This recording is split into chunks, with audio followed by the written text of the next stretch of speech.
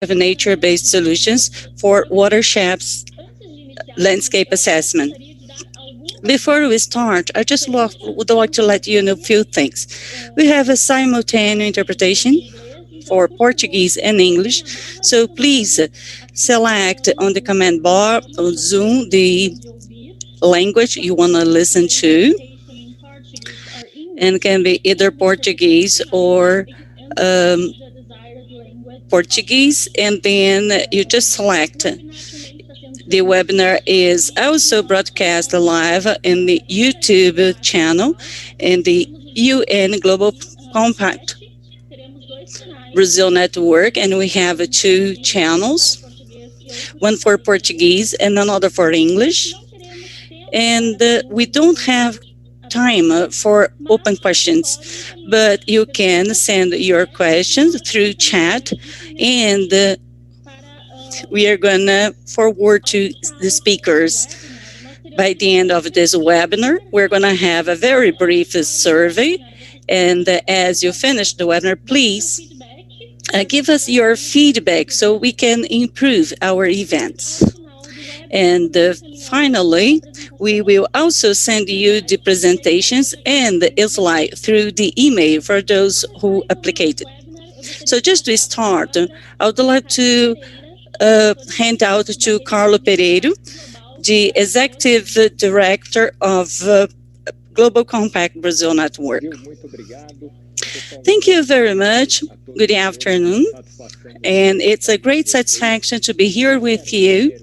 And first, I want to thank you for organizing this event and our guests, Greg, Nabia, Samuel, Mariana, and Sergio and Livia. Thank you very much for being here with us so we can have this release and a very important discussion. As we know, mainly in a moment like this, but not only this, but in the pandemic moment, so the WHO and the Ministry of Health, we need to wash our hands every 2 hours.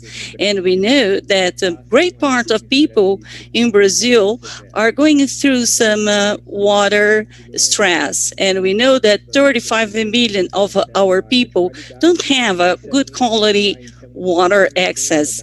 And if we think the intermittence of water, the alternating cycle, we have water every day, we are talking about almost 1/4 of our population. Mainly in a moment like this, it's even more cruel. So a great way of having water resource management is to use techniques like these, like nature-based solutions, sorry. And of course, we know it's not only a matter of cost, which is much more effective, but also some other collateral effects, some very positive effects in terms of environmental issues, such as carbon sequestration. So good luck for all of us, a good event for everybody, and thank you very much. Thank you, Carlo. And now, just to continue, I will send the word to Samuel Barreto, so the water manager, the Nature Conservancy, TNC Brazil. Good afternoon, everybody. Thank you, Juliana. And good afternoon, all of you who are listening to us. Carlo, Greg, Olivia, Sergio, Mariana, Juliana. And I want to say hello to everybody who are here in Brazil. We have an expressive number of participants out of our country, showing the interest and the importance of this agenda. So nature-based solutions and also water resilience, which is our theme for today, our subject. So we are just finishing our year, and we have another reason to thank you. We have a very difficult year, very hard on everybody, but also full with learnings, and we can also bring some nature-based solutions. And this subject on TNC, which is environment NGO, not only about water, but all the other actions that we've been developing in over 75 countries around the world, showing how such solutions and benefits can help society and can help the economic development and also generate some climate resilience and water security, social benefits, and in several dimensions. Now, for that, it's quite important to understand how is this relationship? What are they? What are the NBS?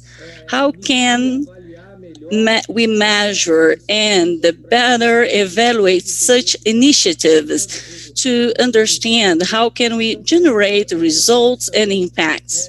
For that, it's very important to get to know the existing awareness, knowledge, and make the best information available, and also the available tools so those initiatives can every day be part of solutions.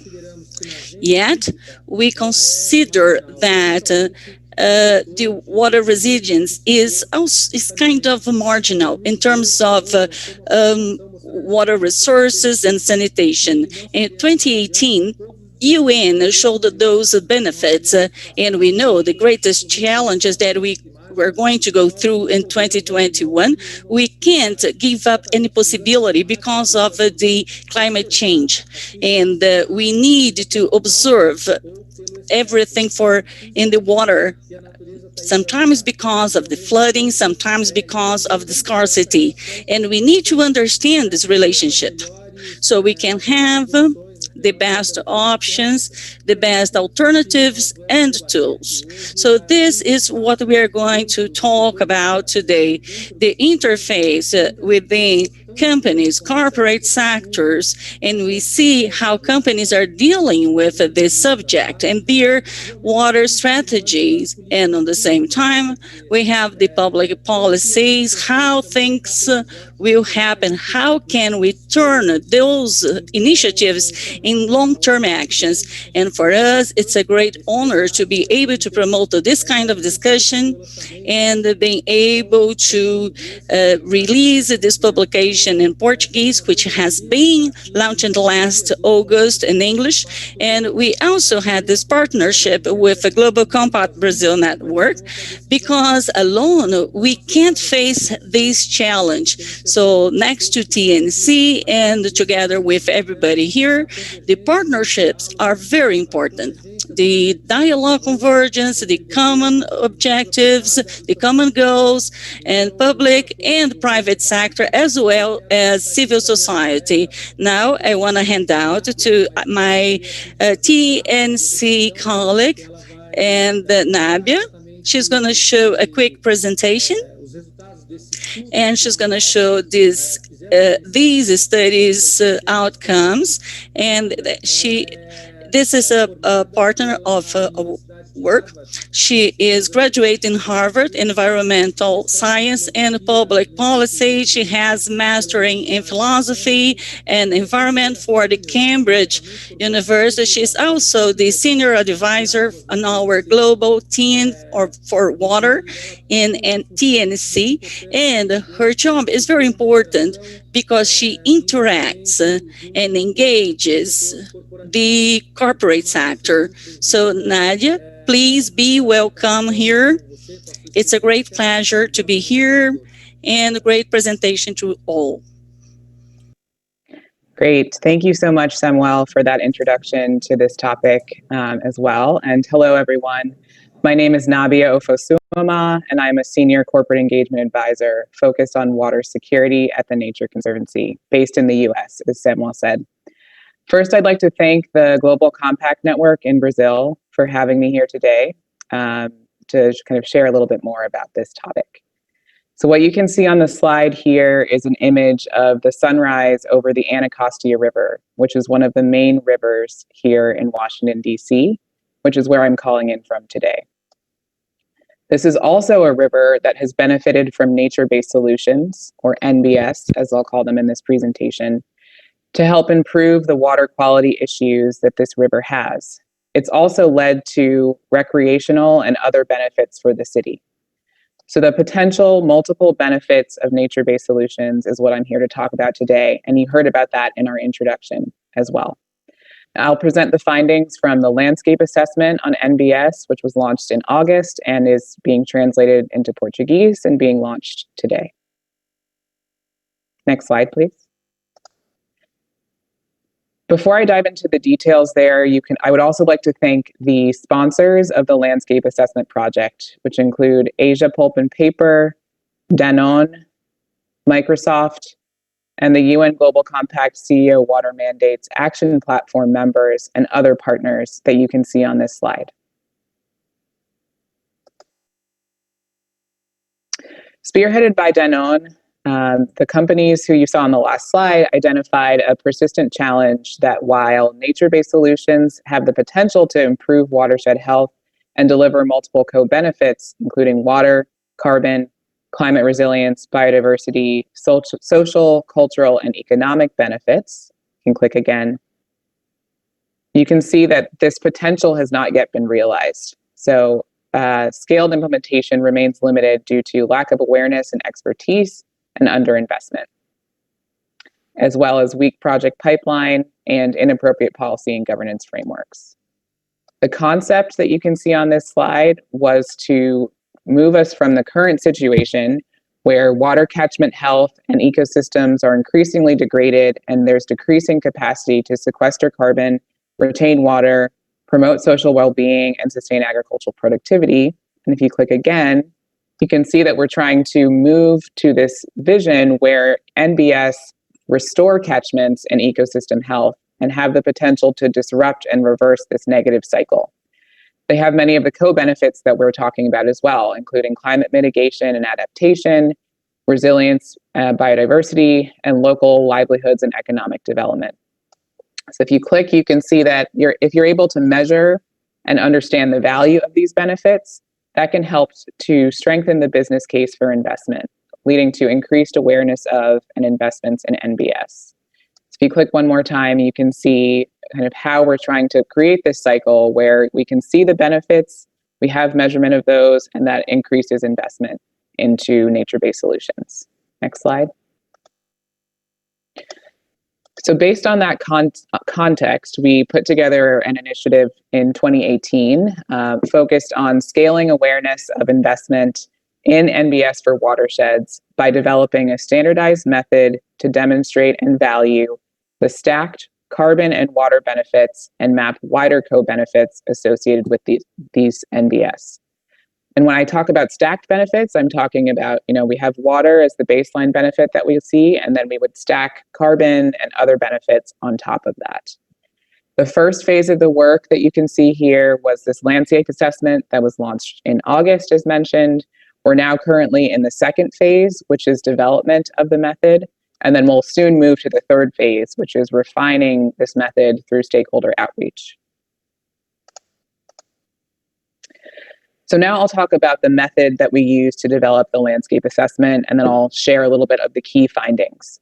In terms of the method, we started with desktop review. So we conducted literature review of over 40 initiatives that assess, measure, and demonstrate the value of benefits of NBS. And we also conducted interviews. So if you click, you can see which organizations we interviewed, both companies, academia, NGOs, and consultancies who were interviewed throughout the process. Next slide. We also collected case studies to understand the current landscape of corporate investments in NBS for watersheds. So I'll go through the case study criteria here. It included having private sector investment, being tied to a corporate water stewardship goal, having water benefits or being implemented in a freshwater habitat, stating at least one co-benefit beyond water, being publicly available via internet research, and also fitting the IUCN, the International Union for Conservation of Nature, definition of NBS, which is actions to protect, sustainably manage, and restore natural or modified ecosystems that address societal challenges effectively and adaptively, simultaneously providing human well-being and biodiversity benefits. So those were the criteria that we used, and now I'll talk about the case study findings as well. So ultimately, we reviewed 70 case studies from a range of geographies, habitats, and intervention types. The intervention categories that you see here were restoration, protection, management, and creation or created interventions. For habitats, we looked at forests, savannas, grasslands, and deserts.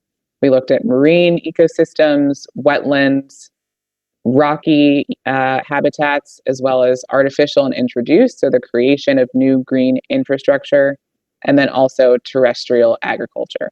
So as you can see in this matrix, the ones in darker blue are the ones that we found more of. So forest restoration and protection, wetland restoration, the creation of green infrastructure, as well as agricultural management. Those were the most common case studies that we found of private sector investing in nature-based solutions.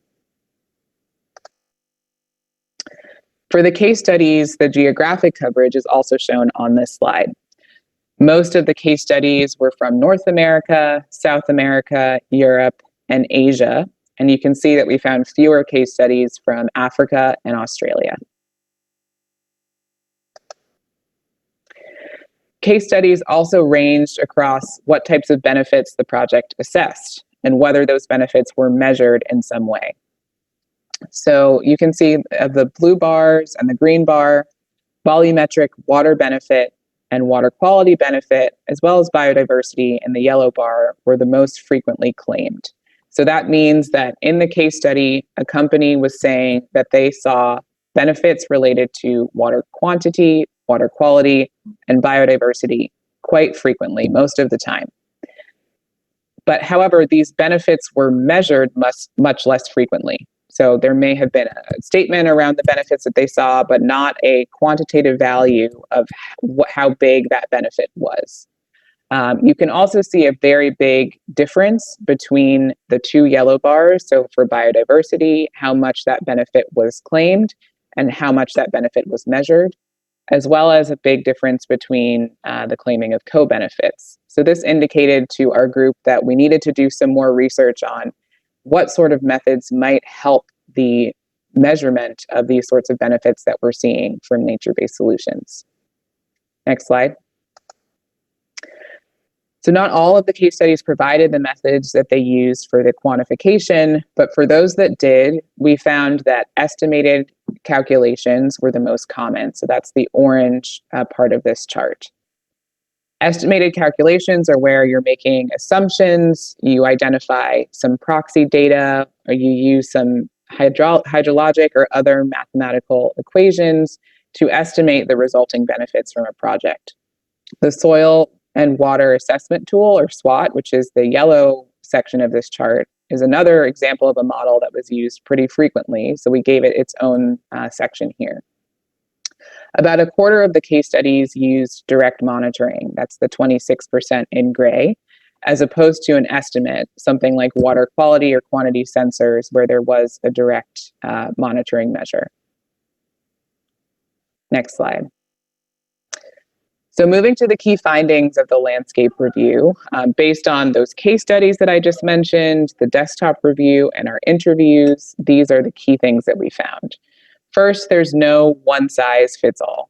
Nature-based solutions can vary widely by sector, and specific types of NBS are more applicable for certain locations and for certain water challenges. Next, companies face a combination of technical, governance, and financial challenges when implementing NBS. So they might have a lack of technical expertise, difficulty measuring the outcomes, or lack of regulation. You can see here also corporate motivations do vary, but sustainability targets for companies were the biggest driver for companies to invest in NBS. Other drivers were regulatory compliance or just having a strong business case for doing the project. Next, as mentioned in the case studies, most frequently we saw private sector investment in forest and wetland restoration and protection, management of terrestrial agriculture, and introduction of green infrastructure. Next, I mentioned on the previous slide that there were fewer case studies in Africa and Australia, but really strong case studies in the Americas, Europe, and Asia as well. And next, we saw, in terms of the benefits, the most frequently assessed benefits were quantity, quality, and biodiversity. Carbon was assessed less frequently. And then also benefits that had methods to quantify them were around quantity and biodiversity, less for quality and carbon. Next, to scale and value NBS, and in reviewing those initiatives and tools, we found that we did have strong partnerships, there were opportunities for finance, there were public policy mechanisms which existed, but we need more tools. We need more resources for capacity building, and we also need some cost-benefit approaches to help address the risks and the opportunities, and provides transparency as well in terms of how nature-based solutions differ from other solutions a company might consider. And then a major final takeaway here is that some sort of standardized approach to account for the multiple benefits of NBS is needed to help build the business case for companies to invest. Next slide. So we're now currently in the guide development and the method development process. So that's phase 2 of the project. We have revised the scope slightly from what I presented earlier on, focusing on drafting an accounting method for water quantity, quality, carbon, biodiversity, and other benefits. And we're going to remove or kind of hold on valuing those NBS solutions for now. That will be moved into the next phase. Next, we're also going to add additional case studies from Africa and Australia if we're able to identify those. And then in addition, we are also going to highlight those case studies that were most frequently found. So wetlands, forests, and agricultural best management practices. We'll have a bit more information on them in this guide. We've also invited and engaged an expert advisory group who will help us identify these case studies and also review the method. And then finally, the consulting group Limnotech, who's based in the US, has also joined our working team in addition to those logos that you see at the bottom to help us develop the guide and method. And they have a strong history of working with companies in this space. So thank you very much for having me on this webinar today. If you'd like to learn more about the initiative and about the landscape assessment process, you can visit ceowatermandate.org/NBS. And then you can also contact anybody on the project team who's listed on this slide. Hopefully, we can continue to encourage companies to invest in NBS for watersheds, like through wetland restoration at a facility. And that's the photo that you can see here outside of a Dow chemical facility in Freeport, Texas, in the United States. And we really look forward to working with all of you on this as we continue to go. So now I'll hand it over to Samuel. We'll talk a little bit about the release of the Portuguese version of the guide. Thank you.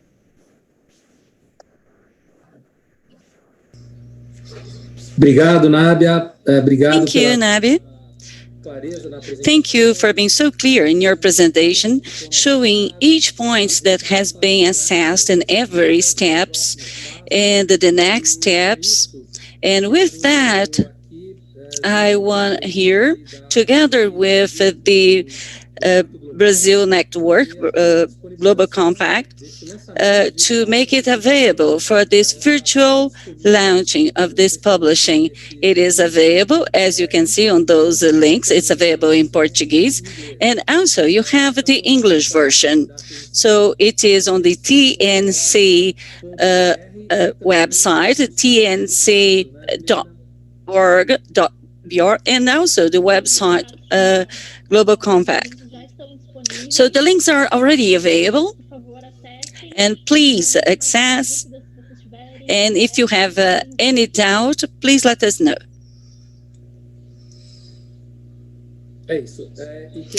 So if you are enrolled, we are going to send through the email network, and also some availability of websites we are telling you about.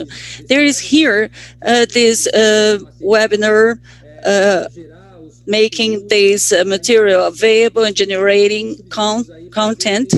And you can have a better understanding when we talk about NBS in terms of planning of landscape. Thank you, Samuel. Now, we are going to move on with our webinar, and then I'm going to hand out to uh, Greg Brill, and he's the senior research of the Pacific Institute.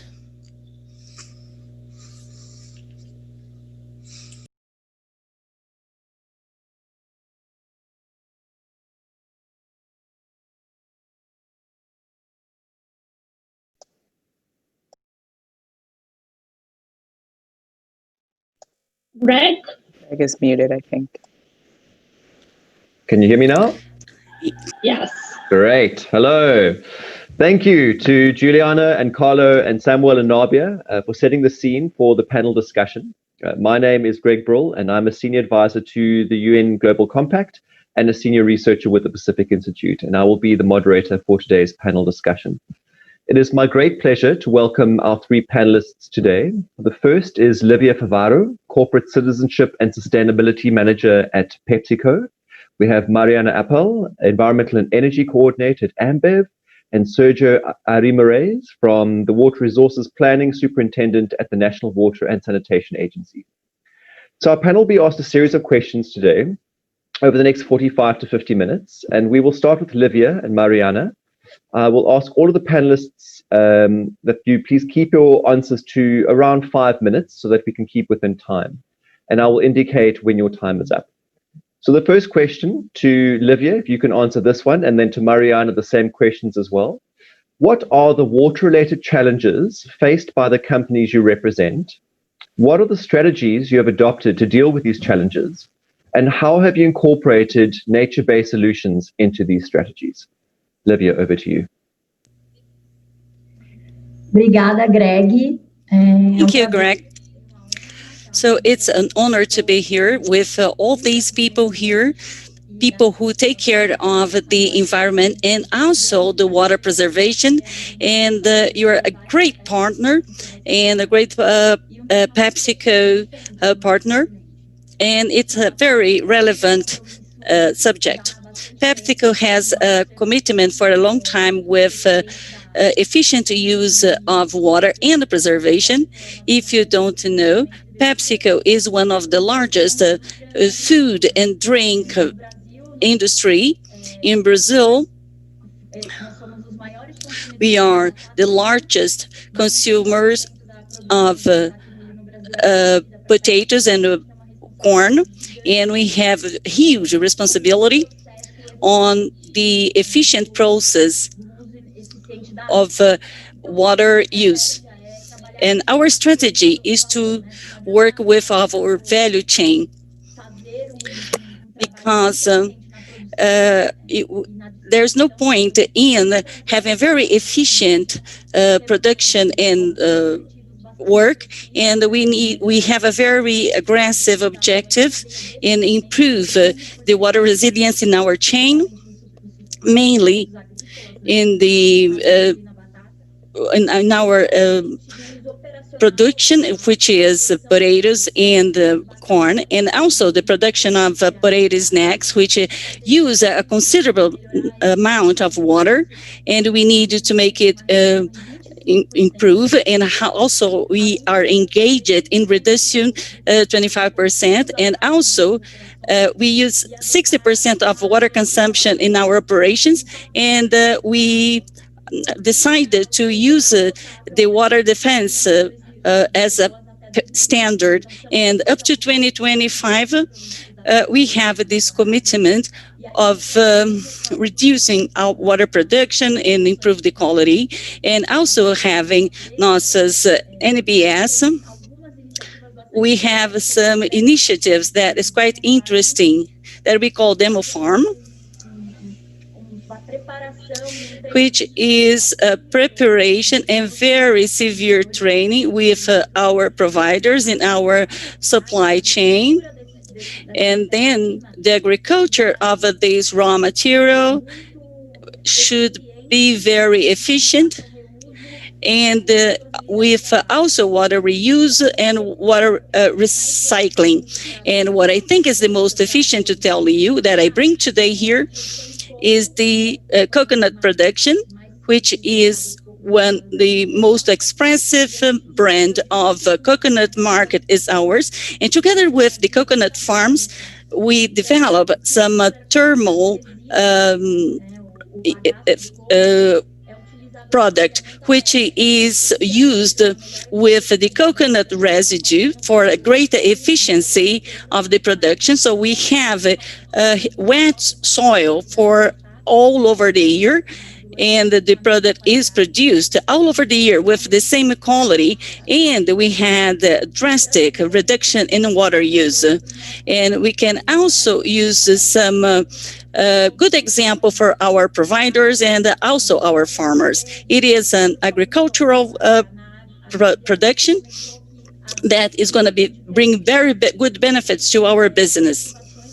And we have different motivations for investment in the water preservation. But I also believe in the business sustainability, and water is good in scarcity. And we work in a different project that deals with these sort of things when we think of preserve the source of rivers and also the watersheds, and we're also working with reforestation. I think this is what I had to tell you. Did I answer your question? Thank you so much, Olivia. That was great. Mariana, if I can ask you the same questions. What are your water-related challenges faced by the company you represent, Ambev? What kinds of strategies you have adopted to deal with these challenges, and how have you incorporated NBS into these strategies?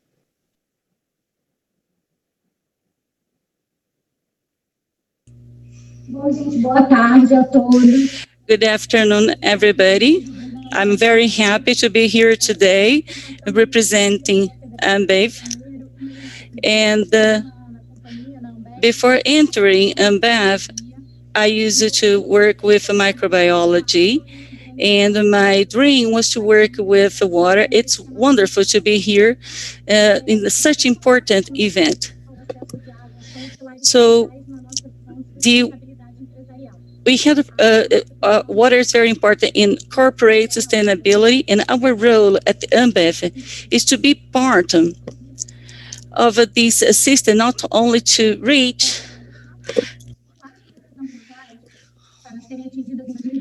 to be reached in 2015, and we compromise to improve the availability of everything.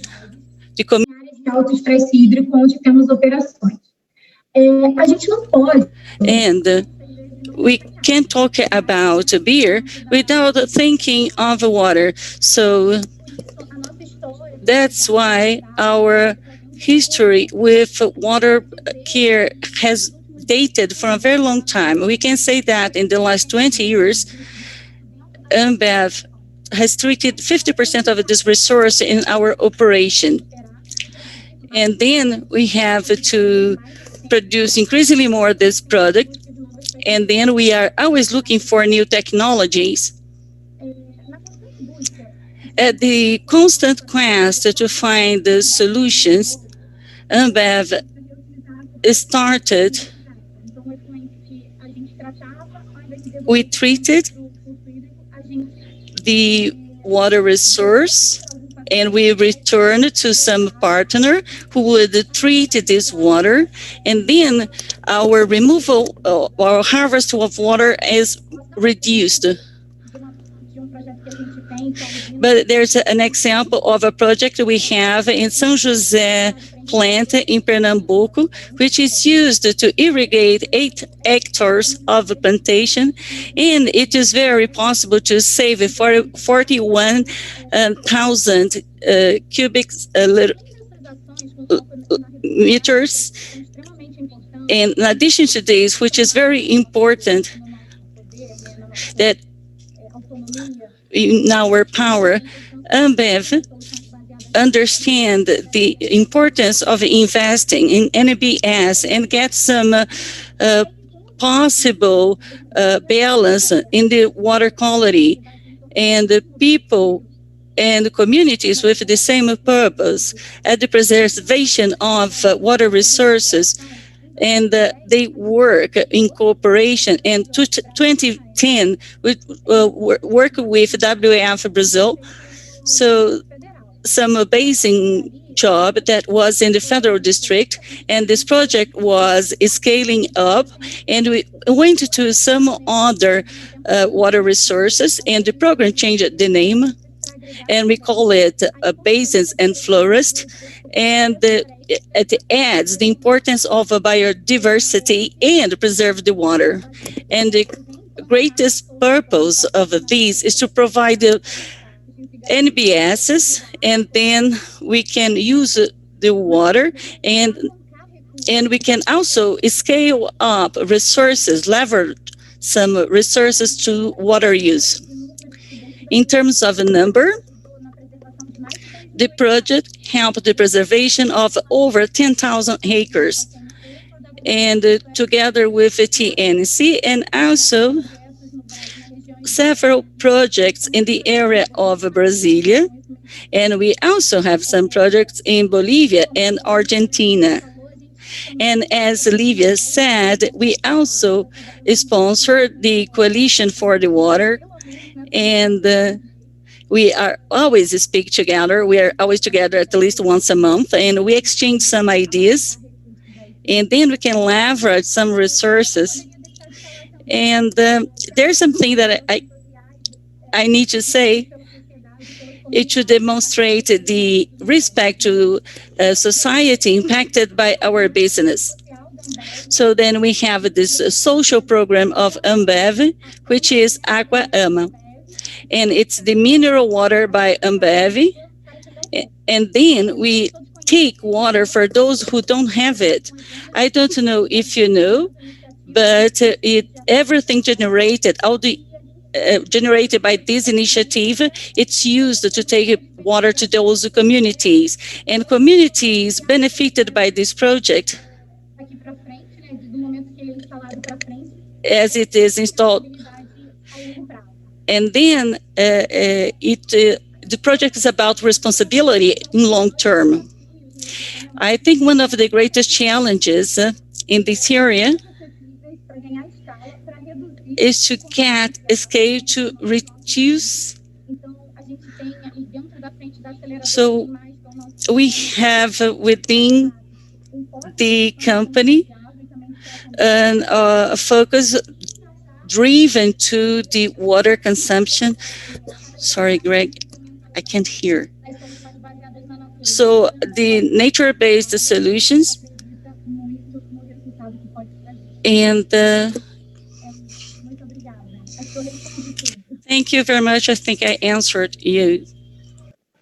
Thank you so much, Mariana. And you certainly started getting into my other questions as well. So I'm glad you pulled back a little bit there. But fantastic overview of what Ambev is doing. And it's really nice to see the social component as well. So thank you for that. Sergio, I'm going to flip tables a little bit here from the public sector. Your question is, how do you see the development or progress of strategies related to NBS in the water sector? And what needs to change to advance this agenda in Brazil specifically?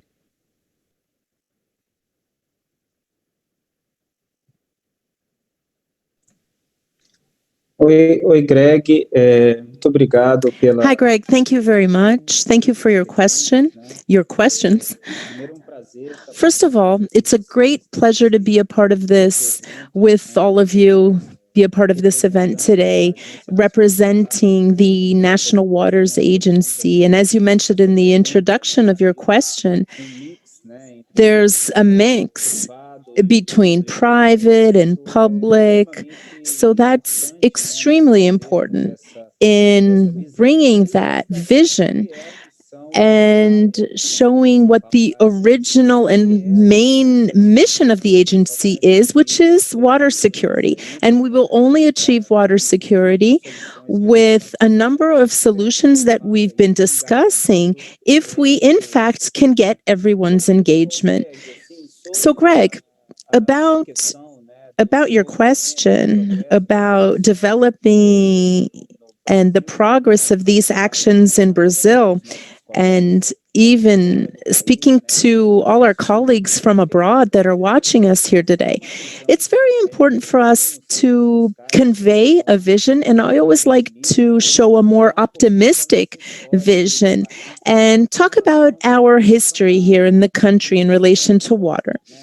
So, decades ago, we had a specific focus. And when we talked about water, we were thinking about water infrastructure solutions, basically. So in works, that type of thing. That was our strategy. Some decades ago, and the ANA, the National Waters Agency, is celebrating its 20-year anniversary this year. We introduced in the country the water resources management, and then the discussion becomes more encompassing and more modern. In our policies, one of our national pillars for water resources in the country is a watershed as our reference unit. And you can see that in all the talks and Nabia's presentation and the introduction of the watershed. That vision about a watershed is essential so we can understand and know how to handle the water security issues in an adequate manner. And more recently, and that's the progress that I'd like to mention, we have nature-based solutions.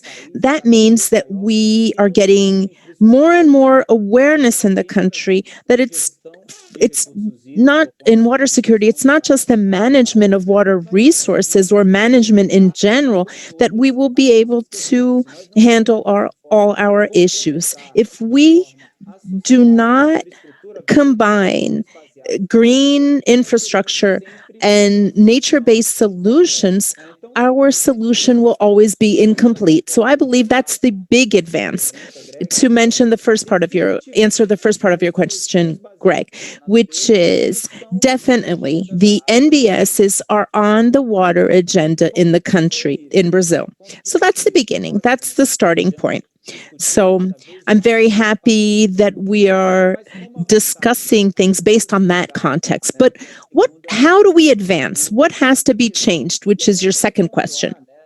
So in that sense, I'd like to mention the document that Nabia mentioned and that the Portuguese version is being launched that Samuel mentioned. We have to address scale. Scale is essential when we're talking about NBS. And scale has two aspects to it, not only the spatial aspect of it, so typically local solutions, but when we want to transfer that as into a policy, we should think regionally how these local actions can add on to each other, and so that based on the political point of view, we can direct these solutions and the temporal scale. Because many times the results of the green infrastructure or NBSs aren't a result, don't show results in the short term. They actually require a maturation phase and developing those solutions so then it can be accounted for. So it has to be adequately measured and communicated. And I believe that is the purpose of the document that we're talking about today. So bringing this to the table, not only the importance of the solutions, but also to finally place them into the water security policy in the country and the world. We're discussing many international cases. So it's important that we adequately handle this issue. If we were to point that in a specific direction, I'd talk about scale. So the local in relation to having the scope and the temporal side of scale. So how I can measure that and adequately consider the time for these solutions in my planning, so I can have a portfolio, a supplementary portfolio of solutions, and be able to achieve the targets with the common objective of water security for the population and to develop production activities. Great. Thank you so much, Sergio. And my third question will certainly ask around a lot of the scaling, which you've spoken to. So in about 10 minutes, we'll get to that question. The question I'd like to pose to all of the panelists now is the same one. We're running slightly behind of time, so if I can maybe ask for sort of 3 or 4 minutes to answer this one.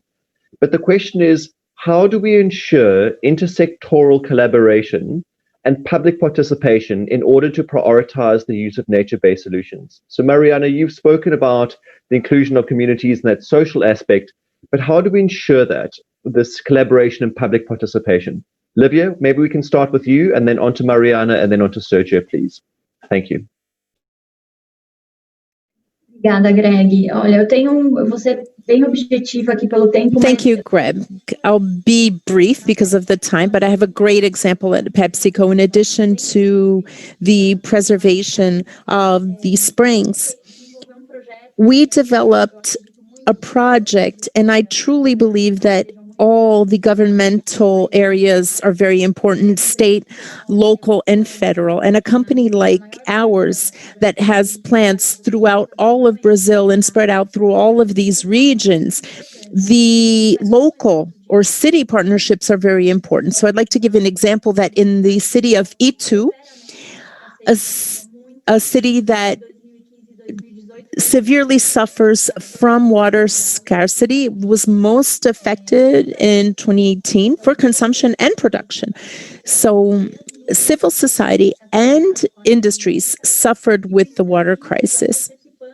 And to consider future water scarcity problems, we worked ahead through a local decree with the social technology of extracting water from inside the plant. So the plant has an artesian well inside it. And together with City Hall and the Department of Infrastructure, we developed a project to use and capture water and reuse of water inside the actual plant that guaranteed to PepsiCo plus the city, although we do buy water, we don't use city water, but with that, we obtained savings from 200 million liters of water over 80 Olympic-sized pools. That's an expressive amount for the biggest PepsiCo plant. And I think that's an amazing example of how when we can put our efforts together with the government, we can reap excellent fruits. It's very interesting for the government that plant can operate for the economy surrounding the city, and also for PepsiCo, it's about economic use and not only the city, but also the legacy. What we want as a company, as a good corporate citizen, that's the type of legacy that the company wants to leave behind, a positive impact. And giving back, Mariana addressed that. How can we neutralize our footprint of where we operate? So I really love that example. I think we need to work for more partnerships of that sort. That would be interesting to mitigate the water security crisis and water scarcity, especially in the production process. Thank you, Livia. Mariana, over to you. Okay.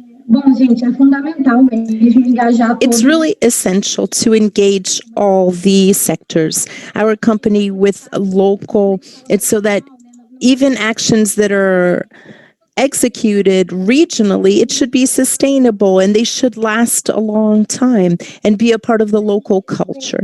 So a tip at Ambev, something that we've been observing in the programs where we work together is a very close partnership with local government, and usually in the cities, as Olivia mentioned, they also have partnership with city halls, and also the basin or committees or the watershed committees. It's very important that the private initiative, as one of the major users of these resources, have to work together with the government and help.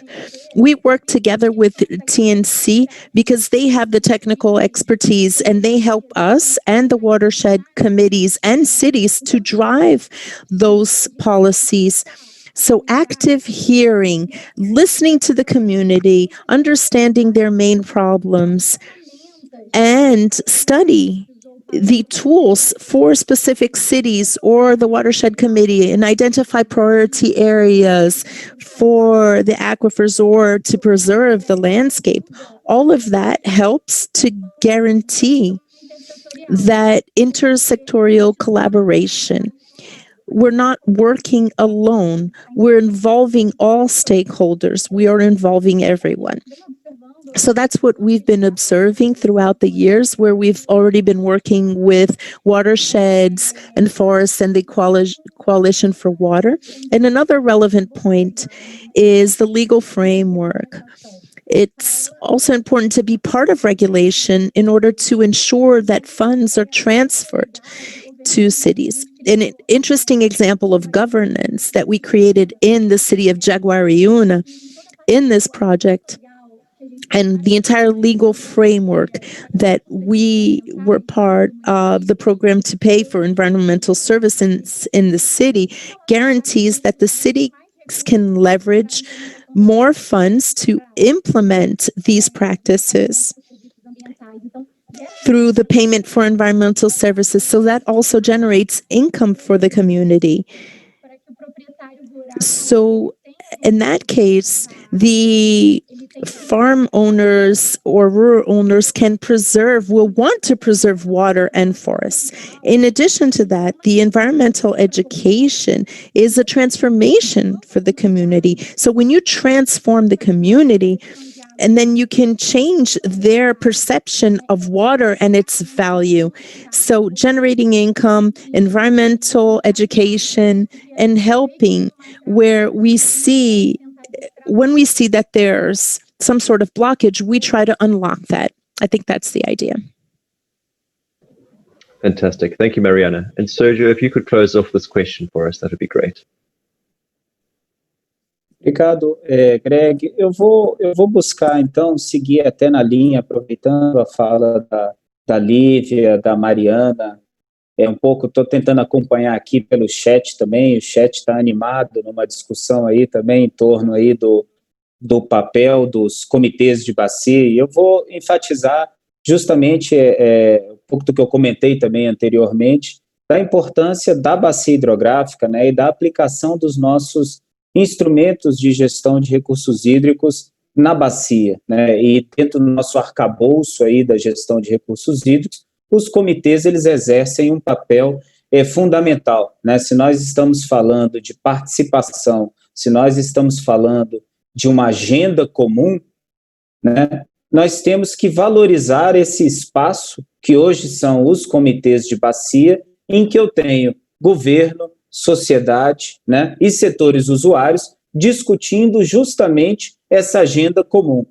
Temos muito a aprimorar na construção dessa agenda, sem dúvida, né? Sem dúvida, nós temos, por exemplo, a partir dos planos de recursos hídricos, que são os direcionadores, os balizadores dessa agenda, né? Temos trabalhado cada vez mais para que eles sejam operacionais. You have to work increasingly more to be effective, operational, and having the practical consequences. And they should demonstrate the results of all of these discussion and work together in terms of this agenda with those three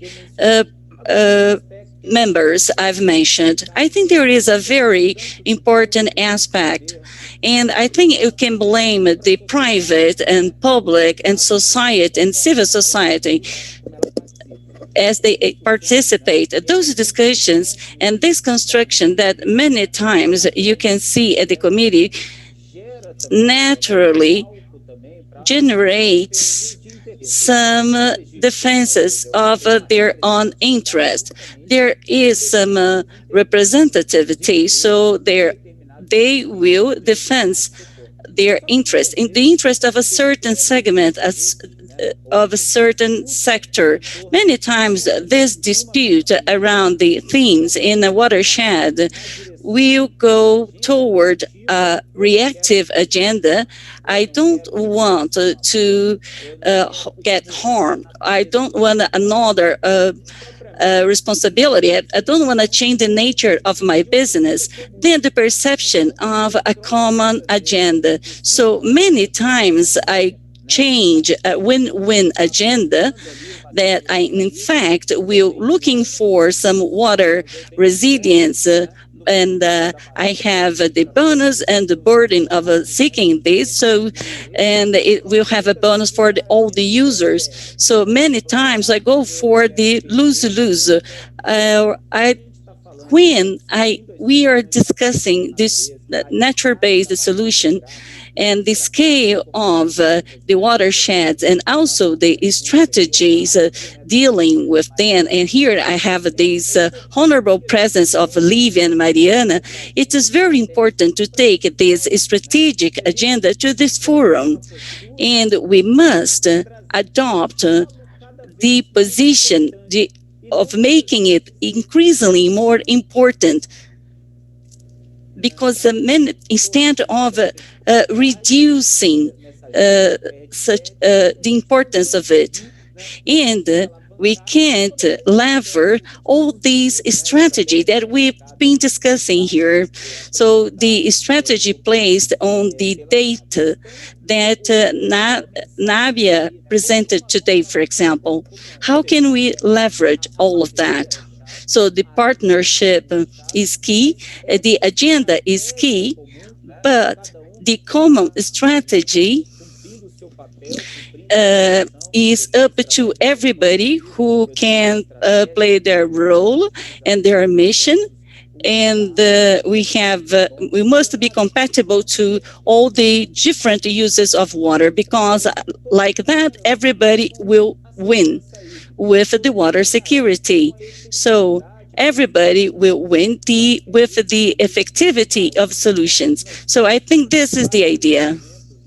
In the country, we have several examples of very successful process.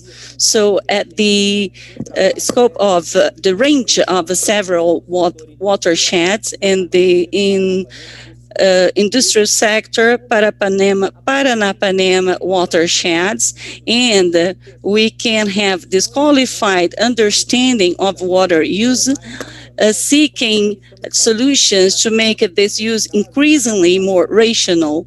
Just to mention two cases, a very beautiful work of integration of a new plan for the Paraíba do Sul water base. It's quite strategic and important.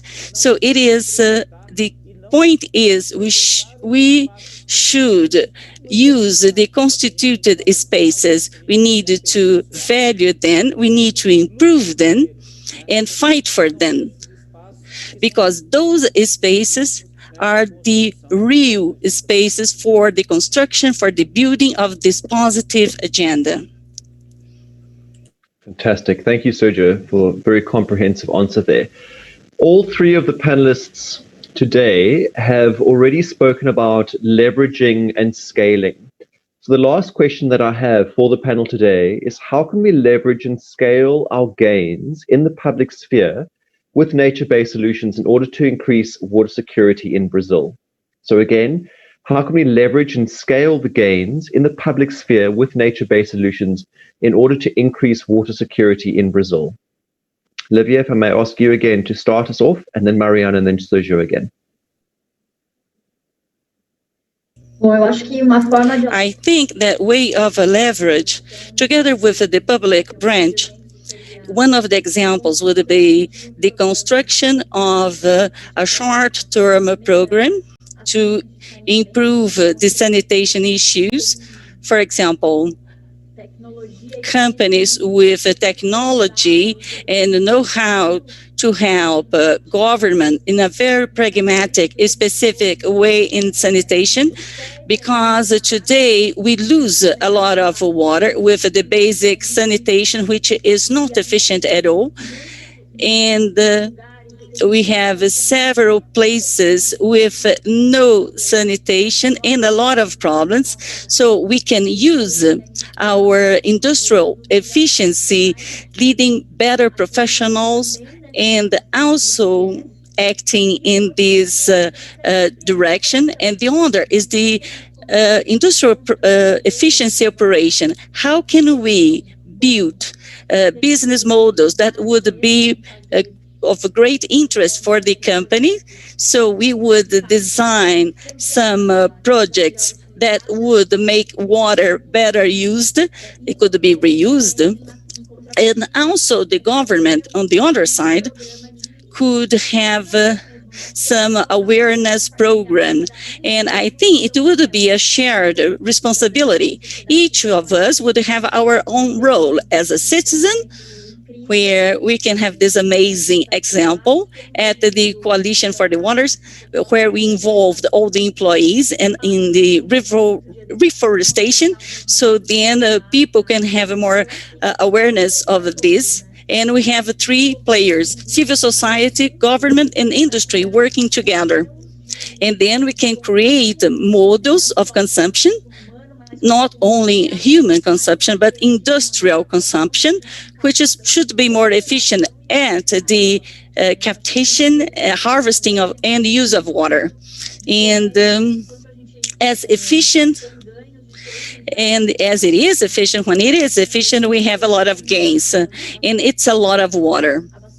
So we can supply many cities with this. Just to complement,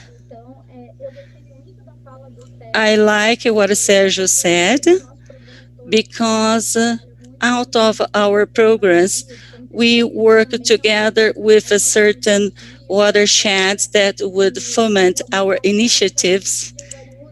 And in the case of Jaguariúna, there were two projects of ours that had been approved in the watershed policies. And as it was launched, we had 10 projects approved in 6 different cities. And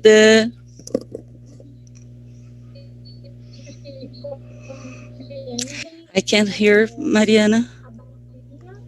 I really can't hear her.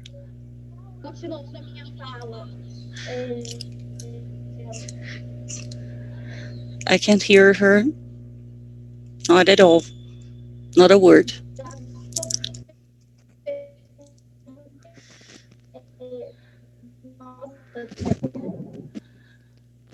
I can't hear Mariana.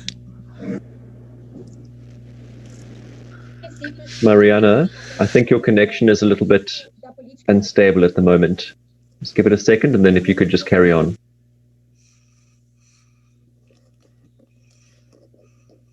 Ok. Vocês me escutam? Agora? Então, assim, o que eu queria trazer aqui para... What I want to bring here is just to complement Lívia. I think it is very important to have small-scale projects that could be double-folded in something is better. We talk about Jaguariúna because we had some projects that we helped out over there, and it brought many benefits, and we had a lot of learnings.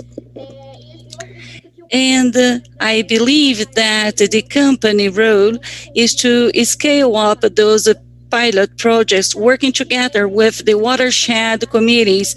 And so the local community would allow the project to be shared with several players. And then you can step by step leverage fundings and resources. and it assures to manage the resources, the available resources in public and private sectors. And I was talking about the PCJ basins, where we have several other resources that working together, and together with the local government, we can leverage more funding, and also some other NBS. I think that's it. So I think it's very important to have your publishing that you launched last August, because it shows all the benefits you can have from the NBSs and in the soil preservation and the idea of project. And I think it should be a wider spread. And people should invest on NBS, and also to bring more ROIN and also water security. Thank you. Sergio, if you can close us off for that question, Sergio? please.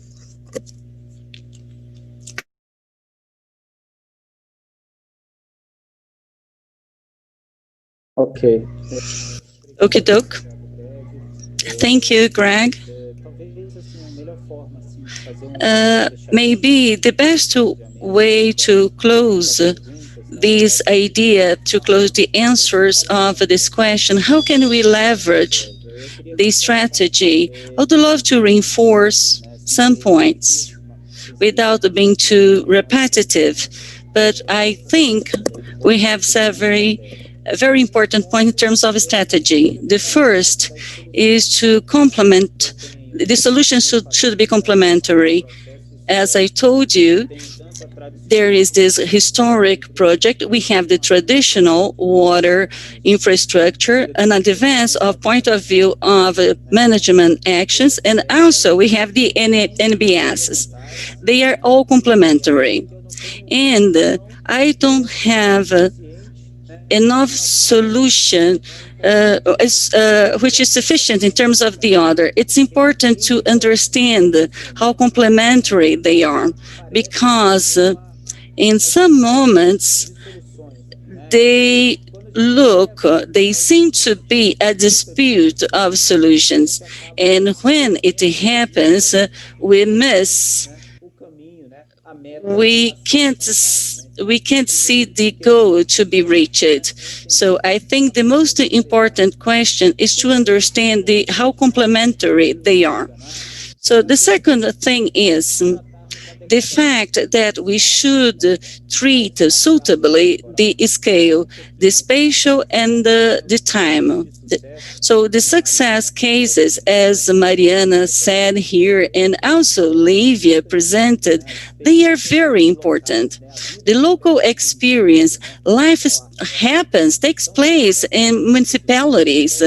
So the water management happens in the watersheds. So we should have the right measuring. So that's the reason why those studies are important. The importance of the addition of those local solutions in the regional scale, and also the overall strategy. I mean, in addition to the watershed work, and now I'm representing the public sector, the National Agency of Water, we need to think this strategy nationwide. So how can we move on thinking of all the territory? Today, in the entire country, we are consuming, according to the National Plan of Water Resources, receiving information within the water structure with the entire national program of revitalizing the watersheds. So this is an invitation, and it's important that for the construction of a plan, that those strategies that we are discussing here, that many times are performed both locally or at a certain watershed. So it is very important to leverage certain policies, more global discussion. What is the right path? You see, as we are discussing now together, I think this is the main message. If we want to turn the nature-based solutions in policies, in addition to the case discussions, in addition to the forum discussions, it is important to bring this discussion, these concepts, to the national scale, to this level of strategic planning. And it is very good because it's going to direct or guide all the further actions. I think this is my main message. And the path to transform the policies. So this is what we've been discussing. We are willing to discuss. We've been working, not only ANA, but also the regional Ministry of Infrastructure, as we know, and representing here the public. And without the private sector, without collective construction, we can't get there. I agree with Sergio, and I think this is a shared discussion. So I don't want to repeat. I think the industry and production, and we also need some players' engagement in this water subject. We should know how to scale up. And he said something that I agree with him. I think we need some policies of development to take drinkable water, mainly to the north and northeast of the country, with a very simple methodology like a cistern and education. I think it's a set of factors altogether. So in terms of water use in production, and also to bring together with value chain, with this vision of business sustainability. And sustainability today is a competitive advantage. And also we should not forget how to take water for those with very serious problems, not the production, but consumption. So we need to address the three fronts, the value chain process in production and the distribution, and also the civil society, as you take water to everybody, like a TNC and some experts and watershed experts like ANA, and we could get a greater impact. We should really map the regions and the necessities. Great. Thank you, Livia. So in closing, Sergio, you've already spoken about your one clear message, but I'd like each of the panelists to spend 1 minute or less just going around and saying, what is that one call to action? What is the one takeaway from the session that you hope the participants can identify with or use or take forward to really drive nature-based solutions and water resilience? So again, let's start with Livia, then Mariana, and then Sergio, and then we'll close down the session. Então, obrigada. Só para finalizar, quero agradecer de novo. Thank you very much. And I'd like to thank once again for the opportunity. This is a great opportunity to discuss these opportunities. And to me, my takeaway is how we can use technology and what's most modern and available in the industry and share that and take that to partners.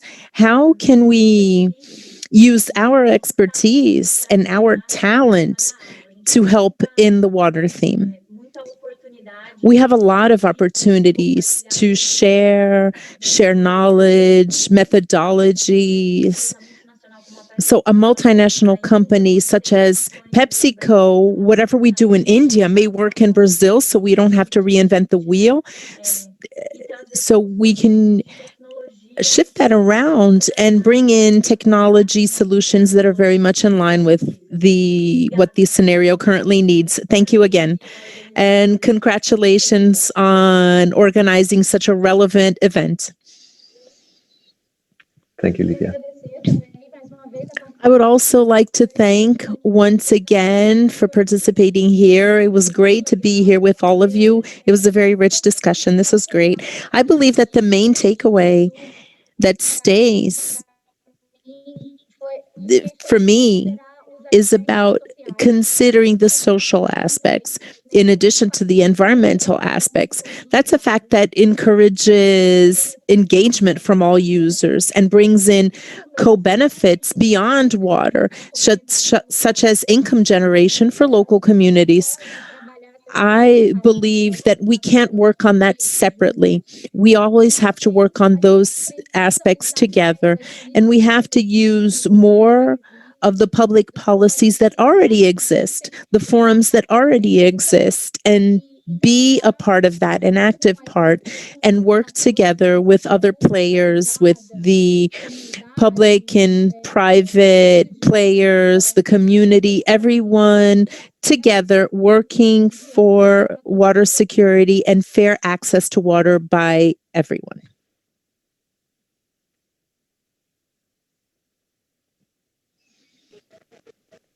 Sergio, over to you to close us off. Obrigado. Thank you, Greg. I'm going to go into my second takeaway, I'd say. So it was this webinar that gave me this message.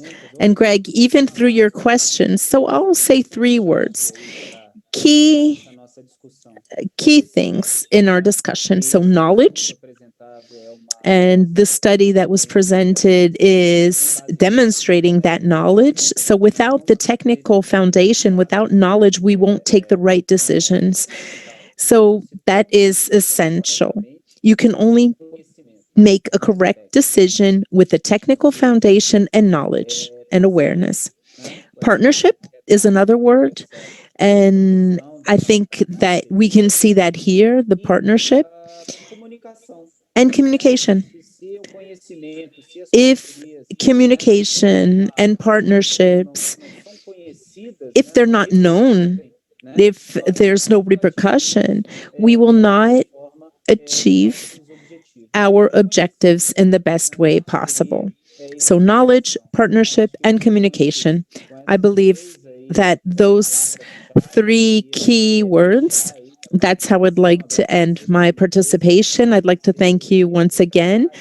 This is great work, and I'd like to congratulate Juliana and the entire Global Compact Brazil network for their fantastic work. Samuel, that I've known a lot, and TNC, always active and doing work that's extremely strategic, not just for this discussion here today, but the entire debate relating to the environment and the water in the country and around the world. We're here in a webinar with a number of different people from outside Brazil as well. So once again, thank you very much. It's always a pleasure. Mariana, Livia, it was a pleasure to meet you here. We're at your disposal at the National Waters and Sanitation Agency to talk, to discuss on these strategies and develop them together. Thank you, everyone. Thank you, Sergio. I'd also like to thank the organizers of the session and a big thank you to the panelists and presenters for their time. I think your insights have provided much food for thought, and I hope that the session has inspired many on the webinar to drive both NBS and water resilience going forward. So we hope that the takeaway messages and the lessons and information which have been shared today will be helpful to you and your organizations. And we look forward to everyone that is on the call, their continued support of both the UN Global Compact, and the Nature Conservancy Brazil, as well as the Green Blue Water Coalition. So we thank you for your attendance and in helping us drive the nature-based solutions and water resilience agenda going forward. So thank you and goodbye.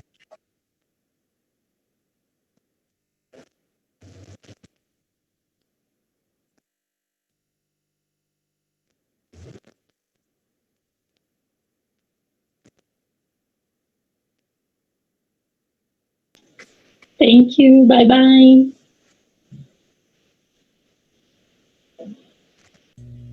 Obrigada.